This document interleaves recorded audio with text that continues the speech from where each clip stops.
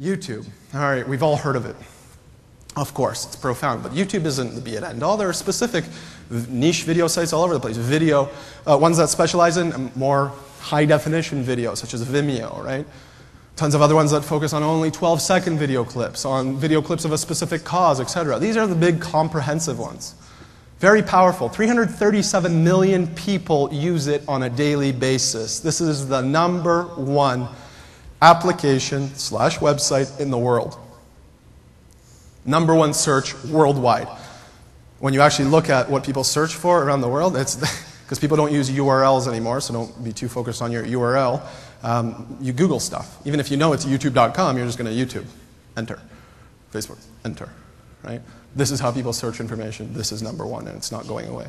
55% of internet users have uploaded photos. We're talking 1.6 billion people here, right? That's the number, the base we're working with. 200 million play online video games. Can anybody tell me what the #1 demographic for this is? Just yell it out. 35. Close. Women. 33 plus. Okay? Now we know what you do. Yeah. 12 million articles written on Wikipedia. Why is this profound? I'm not going to usually give workshops and we focus on the specific tools and what a wiki is. Look, all a wiki is, that's Hawaiian for fast, is just a website anybody can edit. And by anybody, I actually mean anybody. My grandma is editing our wedding wiki. Okay? You press one button. It's called edit. You edit the text. You press save. Okay? Why is such a simple concept so powerful? I mean, if you talk to techies, they'll tell you, oh, this stuff existed 15 years ago, 20 years ago. It's powerful because it's not created for the techies anymore. It's created for anybody. It's just simple. Right? Hence how Wikipedia was born, by accident, actually. Right? Wikipedia is now the largest intelligence resource on Earth. Compared to Encyclopedia Britannica, run by 400 top academics around the world with a one-year approval process, for years dominated, obviously, the academic accuracy and authority of any kind of encyclopedic entries. Right? But every study that comes out now shows that Wikipedia, on average, is either exactly on par in terms of accuracy or better. And who contributes to the content? It's everybody. A little bit of everybody, right? And of course, the 80-20 rule applies, even more so. Of course, there are wiki gnomes, they're called. There's only a small certain percentage that at any given time, let's say 1,000 people around the world that are just editing grammar, or another person that's responsible for the upholstery, the Roman-era upholstery entry, right? And that's what he's passionate about, that's what he's been studying for 40 years, and maybe him and 5 other people around the world are continually monitoring that entry. But multiply that times millions and millions, and suddenly you have a critical mass of millions of passionate people focused on very specific things, hence creating the perfect neutral article. People just focus on grammar, on perfect English language, on perfect translation, right? Sentence structure. And everybody pitches in and collaborates. And as a result, you get the world's biggest encyclopedia. 15 million residents in Second Life right now. Most people are too busy with their first life. I get it. Even for myself, there are barriers to entry on this channel, but it can't be ignored by the nature of my industry. This is, whether fortunately or unfortunately, in large part, the future of web browsing. The future of online participation. If you think of a web browser right now, it's 2D. Right? It's two-dimensional. You go on Dell store, you're trying to purchase something. It's a two-dimensional store. Imagine that experience was 3D. Imagine you could actually walk into the Dell store online in front of your computer and go to the right aisle, click on it, and then add it to your shopping cart, but it's more of a virtual immersive experience. And because a lot of younger generations are absolutely used to this, it's second nature from online video gaming, etc. They just hand them a mouse and they'll navigate a lot faster than your website, right? It starts making sense. Who's the #1 audience in Second Life? Academic institutions. Academic institutions and nonprofits. Why? You can have a conference like this, not to diminish, obviously, face-to-face conversation, but if you're having 5 conferences like this and you want to put so much save money on one, you could put it in a virtual environment. Hence why that's a conference I attended, for example. We had a PowerPoint, a speaker. Every one of those individuals is a real person sitting with a free phone connection with Skype and actually watching somebody's virtual PowerPoint in a 3D setting. So it's just like a webinar, but change it from 2D to 3D. Right? People are auctioning off, by the way, they have a real currency called the Linden dollar. It's pegged to the American dollar. People are auctioning off their lives on here on eBay. One just sold for 125,000 US.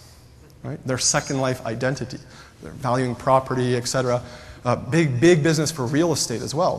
Those condos going up in Vancouver all the time, here in Ottawa as well. Before that condo is built, they have to sell those individual places. So they invite potential buyers to Second Life, where it's already built, and they can maneuver their way through and see if they like it. Powerful implications. 200 million blogs have been created in the last 5 years alone. What's the big deal about blogs? Put very simply, it gives the average person a voice and access to 1.6 billion people on Earth. Okay? Potentially. No, not everybody's going to hear about how you just went to the grocery store and did this, but the people that care, the people that happen to be tracking that do. Hence why the blogosphere is just made up of all these individual niche communities. It gives incredible empowerment. That's what it is. Not since the printing press was invented was there such a profound shift in the way people in aggregate can communicate and are empowered and can publish. Right? Anybody know what this is? Right? I know it's not some sketch I just drew last night. Or from the Mothman Prophecies, if any of you have seen that movie. It's sketchy. This is probably the most studied diagram right now. Again, in all those institutions I was talking about in cultural anthropology, psychology. This is collective intelligence. This is the blogosphere.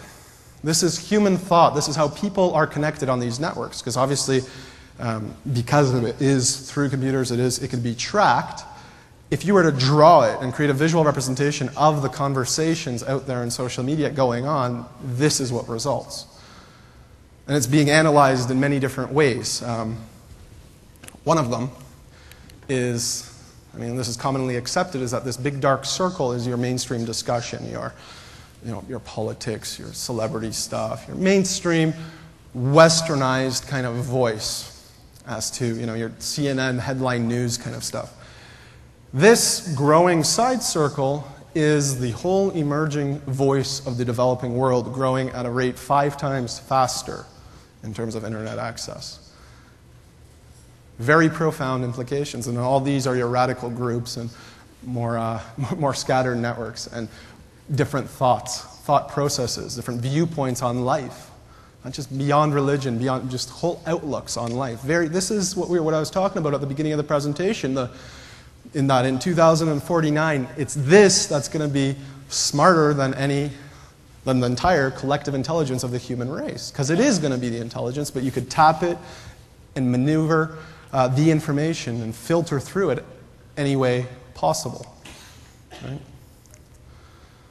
This is just a quick little diagram, quick search I did on the blogosphere using a tool called Technorati. Popular one out there, where you could track discussion of what people are saying on the blog. So I tracked 3 terms: volunteer, charity, donation. And you could zoom in, see exactly who the influencers are, who's saying what, engage, etc. But I use this purely as quick little insight in 5 seconds. What does a diagram like this tell me? Right? I see that there's a pretty stable relationship with any time there's, people talk about volunteering, charity also goes up. Donations also go up, but I could see that charity is the dominant term. And you could track specifically that there's before the December period, there's definitely a peak, and there's peaks in early March in that word, in that phrase, in terms of discussion, making it the perfect opportunity to engage in that discussion.